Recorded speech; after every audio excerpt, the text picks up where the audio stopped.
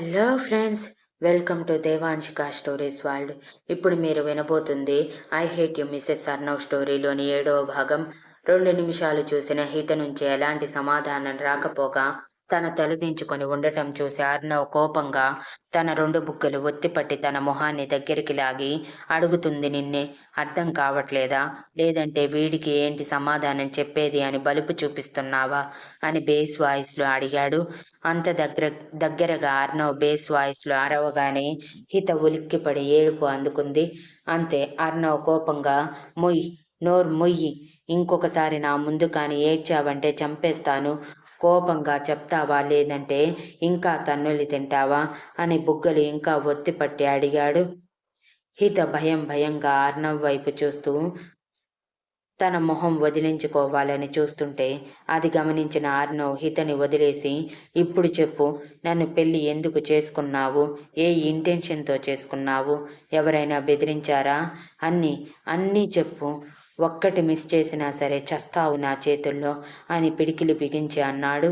అప్పటికే అర్నవ్ మొహం ఎర్రగా మారిపోవటం గమనించిన హిత భయంగా నిజం చెప్పేయాలనుకుని నోరు విప్పింది. కానీ ఆలోపే అర్నవ్ డోర్ సౌండ్ కావటంతో, అది కూడా బెల్ సౌండ్ అవ్వటంతో తాతయ్య వచ్చినట్టున్నాడు, కరెక్ట్ టైంకి వస్తాడు అని అసహనంగా అనుకుంటూ హిత వైపు చూసి, నువ్వు ఆ రూమ్లో ఉండిపో, నిన్ను ఇలా ఎవరూ చూడటం నాకు ఇష్టం లేదు అని హితని పైనుంచి కింద వరకు తన బట్టల్లో ఒకసారి చూసి తన చేతిని పట్టుకుని డ్రెస్సింగ్ రూమ్లో వదిలి, నేను నిన్ను తిరిగి బయటికి తీసుకువచ్చే వరకు నువ్వు ఇక్కడే ఉండాలి, కాదని కదిలావంటే కాళ్ళు విరగ్గొడతాను అని సీరియస్గా చెప్పి డ్రెస్సింగ్ రూమ్ డోర్ క్లోజ్ చేసి మెయిన్ డోర్ తీయగానే ఎదురుగా మెయిడ్ కనిపించటమే అర్నవ్ కళ్ళు ఎర్రబడి ఏంటి అంటూ గట్టిగా అరిచాడు. ఆ అరుపుకి మెయిడ్ భయపడిపోయి భయంగా తన చేతిలో ఉన్న బ్యాగ్స్ అర్నవ్ ఎదురుగా పెడుతూ, పెద్ద సార్ ఇవి మీకు ఇవ్వమన్నారు సార్, అందుకే వచ్చాను అని చెప్పగానే అర్నవ్ వాటిని లాగినట్టే తీసుకొని, ఇంకొకసారి డిస్టర్బ్ చేశావంటే జాబ్ నుంచి తీసేస్తాను అని వార్నింగ్ ఇచ్చి తన మొహం మీద డోర్ క్లోజ్ చేసి బ్యాగ్స్ బెడ్ మీద విసిరేసి హిత దగ్గరికి వెళ్ళేవాడు. కాస్త ఫోన్ రావటంతో, అది కూడా ఇంపార్టెంట్ కాల్ కావటంతో హిత గురించి మర్చిపోయి ఫోన్ తీసుకొని బాల్కనీలోకి వెళ్ళిపోయాడు.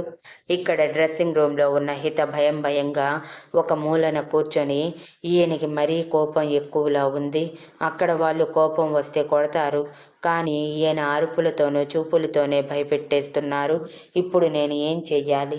నిజం చెప్పాలా వద్దా?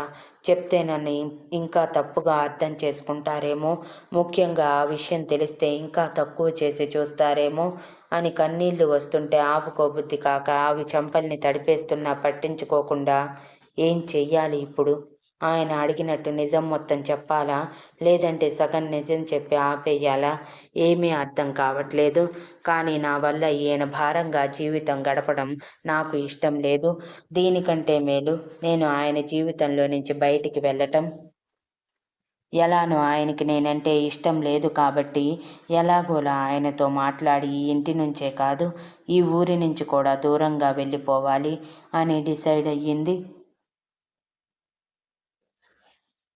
ఇక్కడ బాల్కనీలోకి వెళ్ళిన అర్నవ్ కాల్ లిఫ్ట్ చేయటమే అటువైపు నుంచి చాలా పెద్ద అరుపు. ఏం జరుగుతుంది అక్కడ?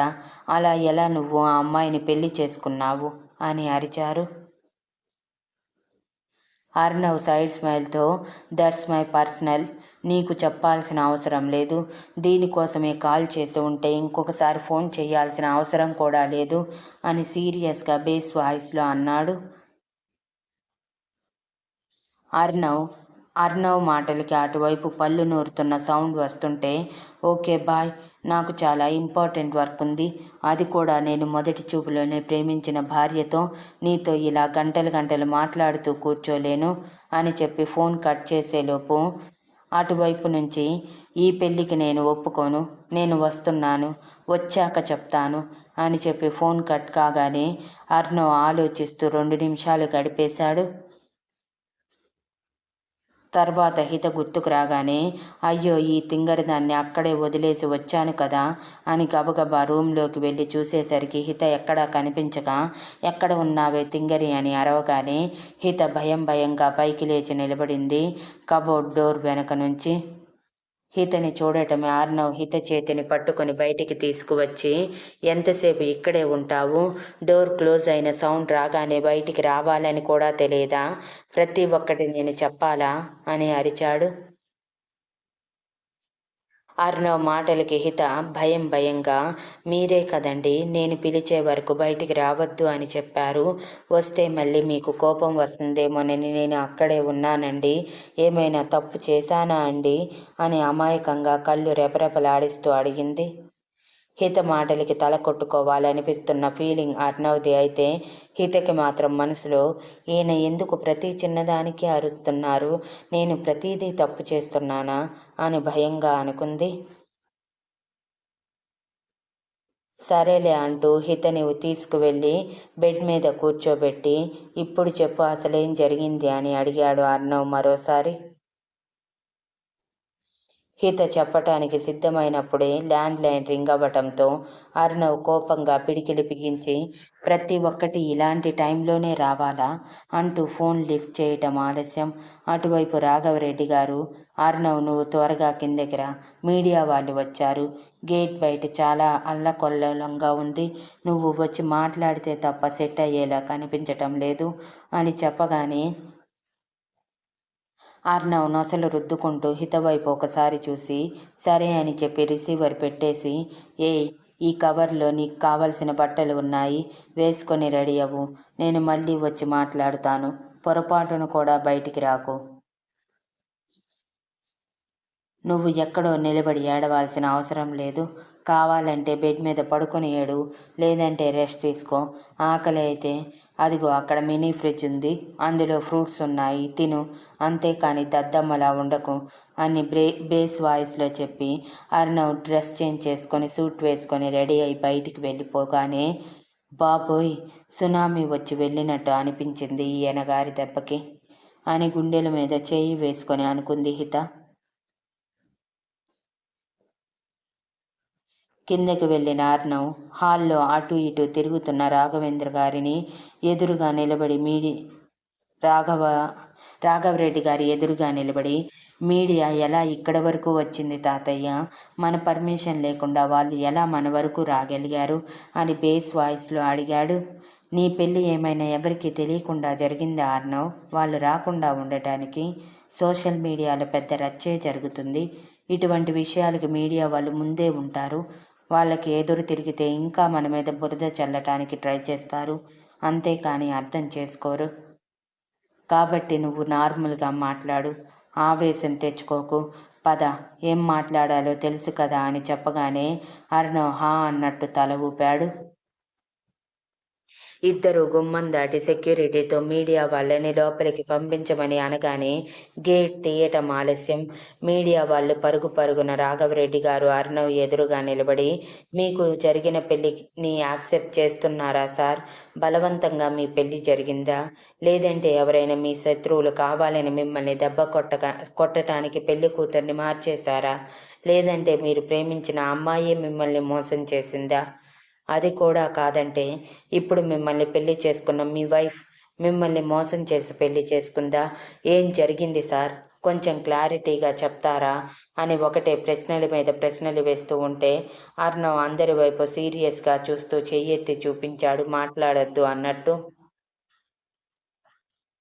అంతే పిన్ డ్రాప్ సైలెన్స్ అయిపోయింది ఆ ప్రాంగణం మొత్తం. అర్ణవ్ తన గొంతు విప్పుతూ, జరిగిన పెళ్లి నేను మనస్ఫూర్తిగా చేసుకుంది. మీరు ఊహించినట్టు ఏదీ జరగలేదు.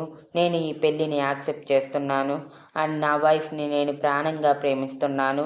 మీకు కావలసిన ఇన్ఫర్మేషన్ దొరికితే మీరు వెళ్ళిపోవచ్చు. నా పెళ్లి మీద మీరు గాసిప్స్ క్రియేట్ చేయాలని ట్రై చేయకండి అండ్ ఇంతకు మించి ఇంకొక క్వశ్చన్ కూడా వేయకండి.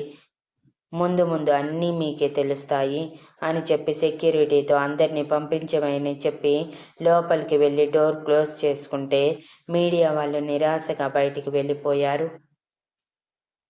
ఇదంతా తన ఇంట్లో హాల్లో సోఫాలో కూర్చొని చూస్తున్న స్నేహ ఆవేశంగా చేతిలో ఉన్న రిమోట్తో టీవీ బద్దలు కొట్టి, హౌ డేర్ యు అర్ణవ్, నన్ను ఎలా మర్చిపోయావు? దానిని పెళ్లి చేసుకుని ఆ పెళ్లిని యాక్సెప్ట్ చేస్తానని ఎలా అంటున్నావు అని తన జుట్టు పీక్కుంటూ అరుస్తూ ఉన్న స్నేహ చంప మీద రామిరెడ్డి గారు గట్టిగా కొట్టి, ఇదంతా నువ్వు చేసుకుందే. అసలు పెళ్లి సమయానికి ఎక్కడికి పోయి చచ్చావే? ఎందుకు పారిపోయావు? ముందు అది చెప్పు. నువ్వే కాని ఇలా చేసి ఉండకపోతే నీ పెళ్లి సవ్యంగా జరిగి అన్ని కోట్ల ఆస్తికి వారసురాలు అయ్యేదానివి.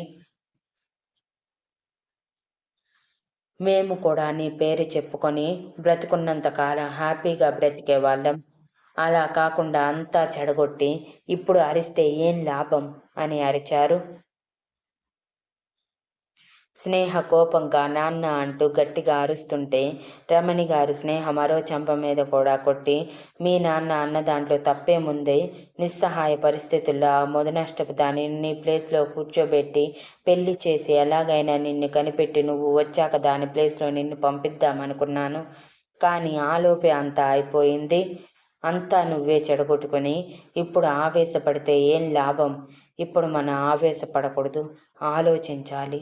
ఏం చెయ్యాలో ఆలోచించు. అర్ణవ్ని ఏం చేసి నీ సొంతం చేసుకోవాలో ఆలోచించి స్టెప్ వెయ్యి. ఇప్పటికీ ఆ హితం మన చెప్పు చేతల్లోనే ఉంది. అది మనమేం చెప్తే అది వింటుంది కాబట్టి దాని గురించి మనం భయపడాల్సిన అవసరం లేదు అని అన్నారు. స్నేహ కూడా తన కోపం వదిలి ఆలోచన మొదలుపెడుతూ, అవును మమ్మీ, అవును మమ్మీ, నువ్వు చెప్పింది నిజమే అని అర్ణవ్ని ఎలా తన సొంతం చేసుకోవాలని ఆలోచన మొదలుపెట్టింది.